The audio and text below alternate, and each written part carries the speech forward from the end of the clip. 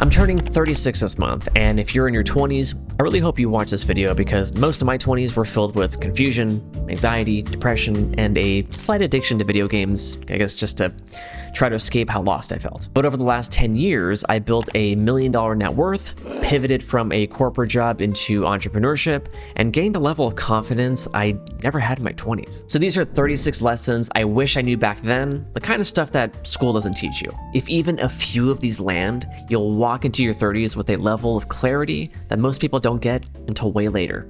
Or never. Starting with lesson number 1, no one knows what they're doing. Most people, including successful people, are just winging it. Some are better at looking like they've got it all together, and others are just comfortable with being lost. The biggest mindset shift I made since my 20s is realizing that confidence and progress don't come from having all the answers. It comes from moving forward even when you don't. Number 2, you're not behind, you're just making comparisons. According to Pew Research, nearly half of young adults say social media makes them feel worse about their own lives. Years ago, I'd scroll through Instagram and just feel like complete trash. I'd see people my age with more money, better jobs, flashier cars, and they were in relationships too. It didn't just make me feel behind, it made me feel like I was doing something wrong, as if I missed some secret hack that everyone else knew about. But what I eventually realized is that I was comparing my behind the scenes to someone else's highlight reel. You don't know how much work they put into getting there or who helped them. So you're not behind, you're just figuring out your own path, one quiet, unglamorous step at a time. Number 3, delay gratification. This one cost me hundreds of thousands of dollars. In high school, I bought a brand new car I couldn't afford. Then I got bored and leased another one. And eventually I bought a $60,000 car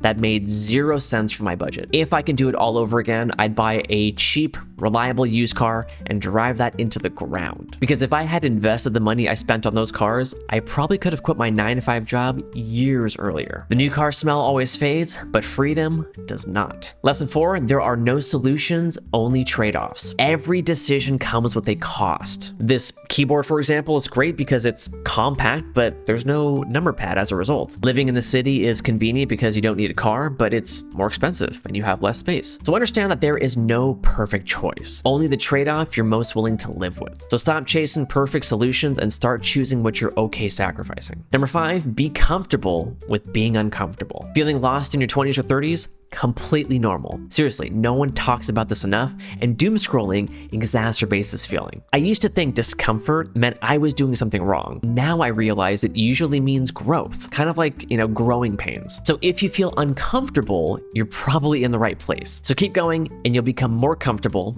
with discomfort. Number 6, fail often. My first YouTube video took an entire month to make. I obsessed over the lighting, the script, the editing, everything. Then I finally posted it and it went mega viral overnight. Nope, it actually flopped and it felt like a complete waste of time. I was so discouraged, in fact, that I wanted to quit so bad. But I pushed through the discomfort of these failures, and nearly 1,000 videos later and a 2 weeks notice, here we are.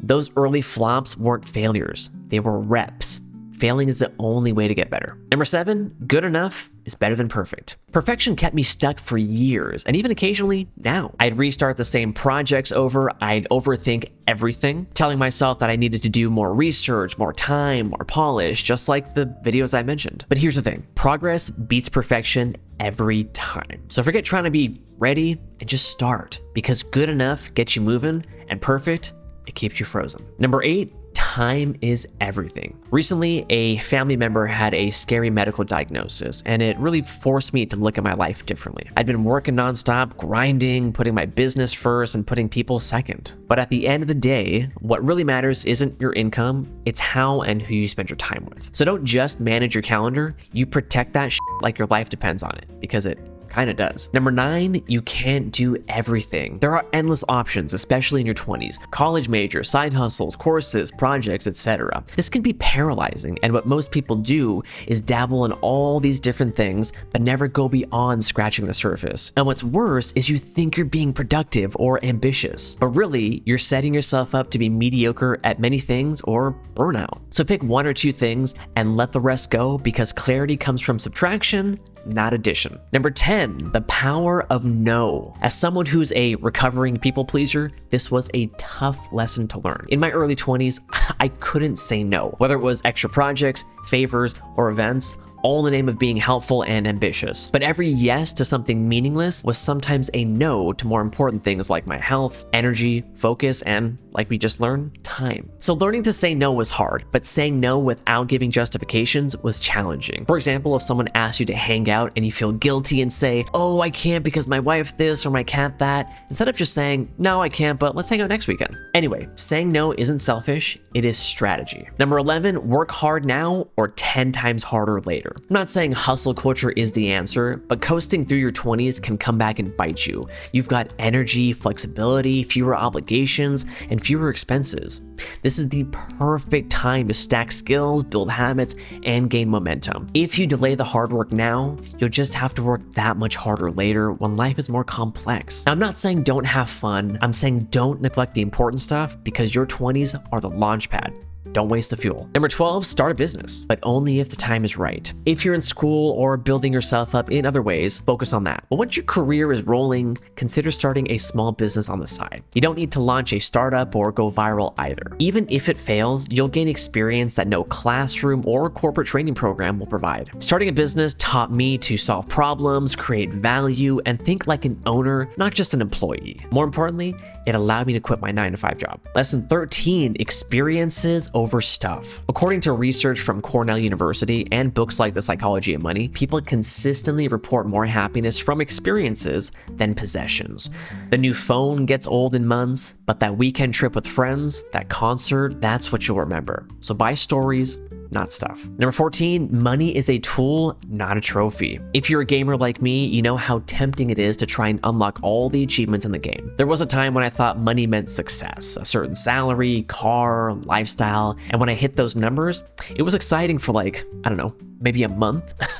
Then I was back to chasing the next thing. It took almost 20 years to realize this. Money isn't the goal itself, it's just a tool. The goal, in my opinion, is freedom, flexibility, and peace of mind. So decide what you want out of life and how much is enough. Otherwise, you'll be chasing that carrot forever. Number 15, start investing ASAP. I got my first job at 17 and worked mostly through my 20s. While I saved money, I didn't know that saving money is only half the battle. Investing is what helps you build wealth over time. Waiting until I was 25 to invest cost me literally hundreds of thousands of dollars in missed growth. According to the Federal Reserve, the average investor who starts at 25 ends up with almost double the net worth of someone who starts at 35, even if they invest the same amount of money. Saving is great for the short term, but investing is mandatory if you want to retire at some point. 16, automate your finances. Just like we talked about, saving and investing are critical, but if it's not automated, it's inconsistent. According to Vanguard, people build 10 times more wealth over time by automating their savings. As I started doing this with my savings, my investments, even my bills, everything changed. I reduced the number of emotional decisions with my money. I stopped forgetting to contribute. I just set it and let the system run. Automation also removes the need for motivation, which, let's be real, we all kind of lack these days. Thank you, brain rot content. Number 17, buying a home is not always a good investment. We're told that buying a house is the American dream, but for quite a lot of people out there, it's becoming a financial trap. If the math doesn't make sense, if the property ties you down in a way that limits your growth, it's not a dream, it's a debt anchor. I've seen people buy homes too early, then get stuck in jobs they hated just to keep up with the mortgage. Or they simply go house broke and now stress out about a $5 coffee. When you rent, you're not throwing money away. You're saving money on mortgage interest, home insurance, property taxes, maintenance, repairs. Owning real estate can be great, but only if it fits your long-term goals, not your ego. 18, avoid short-term speculation. Studies show that well over 95% of day traders and sports gamblers lose money long-term. I know it's tempting, especially when it feels like social media is filled with viral videos of 18-year-olds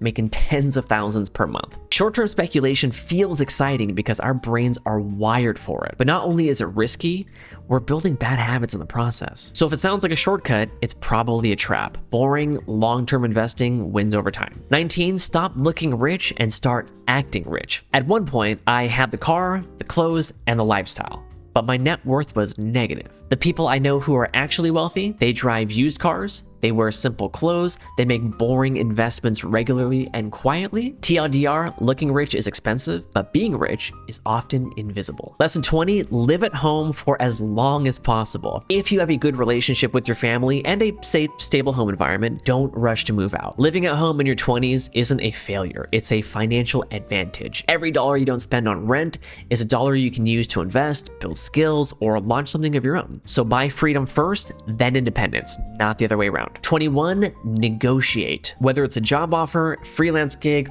or your rent, negotiation is a skill that pays for itself for life. My first job out of college offered me $48,000 per year. A few emails later, they offered $53,000. I simply asked how we could get to $55,000 and provided a few justifications. I understand most people don't negotiate because they're afraid of rejection, but the biggest risk is staying silent. You don't get what you deserve, you get what you ask for. 22, manage your money or it'll manage its way out of your wallet. I have never met a millionaire who doesn't actively manage their money. That means checking their bank account every week, having a purpose for every dollar spent, including for the fun stuff. Avoiding your finances doesn't protect you. It just delays the pain. When you tell your money where to go, you stop wondering where it went. 23, write down your thoughts. I didn't realize how loud my chaotic brain was until I started writing things down. Journaling isn't just for processing emotions, it's for mental clarity. And for me, it became kind of therapy. Cognitive behavioral therapy, or CBT, actually uses structured writing to help reframe negative thinking. So when your brain's a mess,